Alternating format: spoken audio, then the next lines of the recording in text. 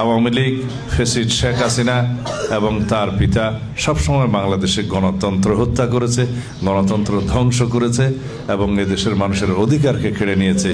একদলীয় শাসন ব্যবস্থা, এক ব্যক্তির স্বৈরতান্ত্রিক শাসন ব্যবস্থা প্রতিষ্ঠা করেছে।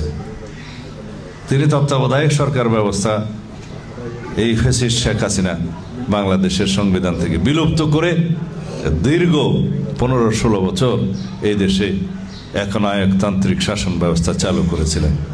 ফলাফল, এই দেশের গণমানুষ, ছাত্র জনতার গণ অভ্যুত্থানের মধ্য দিয়ে বিদায় হয়েছে, পতন হয়েছে। সেই ফ্যাসিবাদী শক্তির আশ্রয় লাভ করেছে কোথায়? তার নিজের স্থানে, দিল্লিতে। এরা ভারতীয় দল, এরা ভারতের সেবাদাস সরকার ছিল। এরা কখনো বাংলাদেশকে স্বাধীন সত্তা হিসেবে স্বীকৃতি দেয় নাই। মুখে গণতন্ত্রের কথা বললেও তারা এদেশের মানুষের গণতান্ত্রিক অধিকার হরণ করেছে, রাজনৈতিক অধিকার হরণ করেছে, এদেশের ধর্মপ্রাণ মুসলমানদের মনে আঘাত দিয়েছে, আলেম সমাজের উপরে নির্যাতন করেছে। এরা ইসলাম বিদ্বেষী সরকার ছিল।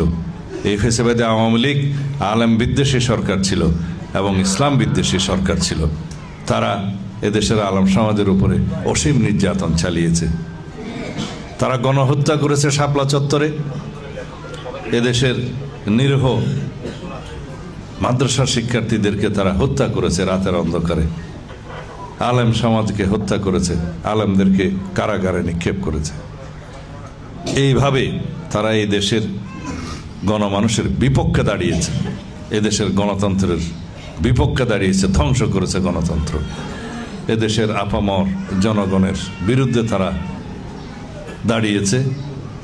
ফলস্বরূপ এই দেশ থেকে চিরতরে তারা উৎখাত হয়ে গিয়েছে। সুতরাং আমরা আগামীর বাংলাদেশ কিরকম বাংলাদেশ চাই, জনগণ ইতিমধ্যেই আমাদেরকে বলে দিয়েছে যে আমরা গণতান্ত্রিক শক্তিশালী বাংলাদেশ চাই, আমরা বৈষম্যহীন বাংলাদেশ চাই, আমরা এমন বাংলাদেশ চাই যেখানে আইনের শাসন চালু থাকবে, সুবিচার থাকবে, সামাজিক ন্যায় বিচার প্রতিষ্ঠা হবে। আমরা পৃথিবীর বুকে এখন অহংকারের সাথে বলতে পারি, আমাদের একজন দেশনেত্রী বেগম খালেদা জিয়া ছিলেন, আমাদের অন্তরে আছেন। তিনি আজ আমাদের মধ্যে বেঁচে নেই, কিন্তু সারা পৃথিবীর গণতন্ত্রকামী মানুষের মাঝে, তাদের অন্তরে, সারা বাংলাদেশের সমস্ত মানুষের মধ্যে তাদের অন্তরে তিনি স্থান পেয়েছেন চিরস্থায়ীভাবে। আমাদের একজন শহীদ রাষ্ট্রপতি জিয়াউর রহমান ছিলেন, আছেন আমাদের অন্তরে, যিনি বাংলাদেশের স্বাধীনতা ঘোষণা করেছিলেন, স্বাধীনতার জন্য যুদ্ধ করেছেন, স্বাধীনতা অর্জন করেছেন। যখনই এই দেশের স্বাধীনতা হুমকির মুখে পড়েছে, তিনি সেই স্বাধীনতা সার্বভৌমত্বকে রক্ষা করেছেন, উদ্ধার করেছেন। তিনি 1979 সালে বহুদলীয় গণতন্ত্রের প্রবর্তন করে এই দেশের মানুষের রাজনৈতিক অধিকার, গণতান্ত্রিক অধিকার প্রতিষ্ঠা করেছেন, আইনের শাসন প্রতিষ্ঠা করেছেন, বিচার বিভাগের স্বাধীনতা নিশ্চিত করেছেন, গণমাধ্যমের স্বাধীনতা নিশ্চিত করেছেন, এদেশের মানুষের জন্য উন্নয়ন, কল্যাণ করেছেন।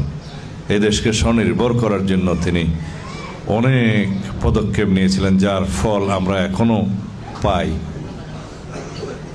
দেশনেত্রী বেগম খালেদা জিয়া স্বৈরাচার বিরোধী সংগ্রাম করতে করতে, দীর্ঘ 9 বছরের সামরিক স্বৈর শাসন বিরোধী সংগ্রাম করতে করতে এদেশে গণতন্ত্র পুনঃপ্রতিষ্ঠা করেছিলেন। তিনি সংসদীয় পদ্ধতির সরকার ব্যবস্থা প্রতিষ্ঠা করেছিলেন জনগণের দাবিতে, এদেশের চাহিদা অনুযায়ী। তিনি তত্ত্বাবধায়ক সরকার ব্যবস্থা প্রতিষ্ঠা করে নিরপেক্ষ নির্বাচনের ব্যবস্থা করেছিলেন। অপরপক্ষে আওয়ামী লীগ, ফ্যাসিস্ট শেখ হাসিনা এবং তার পিতা সবসময় বাংলাদেশে গণতন্ত্র হত্যা করেছে, গণতন্ত্র ধ্বংস করেছে এবং এদেশের মানুষের অধিকারকে কেড়ে নিয়েছে। একদলীয় শাসন ব্যবস্থা, এক ব্যক্তির স্বৈরতান্ত্রিক শাসন ব্যবস্থা প্রতিষ্ঠা করেছে। তিনি তত্ত্বাবধায়ক সরকার ব্যবস্থা, এই ফ্যাসিস্ট শেখ হাসিনা বাংলাদেশের সংবিধান থেকে বিলুপ্ত করে দীর্ঘ 15-16 বছর এই দেশে একনায়কতান্ত্রিক শাসন ব্যবস্থা চালু করেছিলেন। ফলাফল, এই দেশের গণমানুষ, ছাত্র জনতার গণ অভ্যুত্থানের মধ্য দিয়ে বিদায় হয়েছে, পতন হয়েছে। সেই ফ্যাসিবাদী শক্তির আশ্রয় লাভ করেছে কোথায়? তার নিজের স্থানে, দিল্লিতে। এরা ভারতীয় দল, এরা ভারতের সেবাদাস সরকার ছিল। এরা কখনো বাংলাদেশকে স্বাধীন সত্তা হিসেবে স্বীকৃতি দেয় নাই। মুখে গণতন্ত্রের কথা বললেও তারা এদেশের মানুষের গণতান্ত্রিক অধিকার হরণ করেছে, রাজনৈতিক অধিকার হরণ করেছে, এদেশের ধর্মপ্রাণ মুসলমানদের মনে আঘাত দিয়েছে, আলেম সমাজের উপরে নির্যাতন করেছে। এরা ইসলাম বিদ্বেষী সরকার ছিল। এই ফেসিবাদী আওয়ামী লীগ আলেম বিদ্বেষী সরকার ছিল এবং ইসলাম বিদ্বেষী সরকার ছিল। তারা এদেশের আলেম সমাজের উপরে অসীম নির্যাতন চালিয়েছে। তারা গণহত্যা করেছে শাপলা চত্বরে। এদেশের নিরীহ মাদ্রাসা শিক্ষার্থীদেরকে তারা হত্যা করেছে রাতের অন্ধকারে। আলেম সমাজকে হত্যা করেছে, আলেমদেরকে কারাগারে নিক্ষেপ করেছে।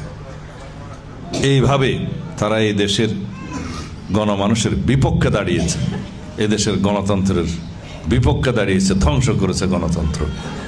এদেশের আপামর জনগণের বিরুদ্ধে তারা দাঁড়িয়েছে। ফলস্বরূপ এই দেশ থেকে চিরতরে তারা উৎখাত হয়ে গিয়েছে।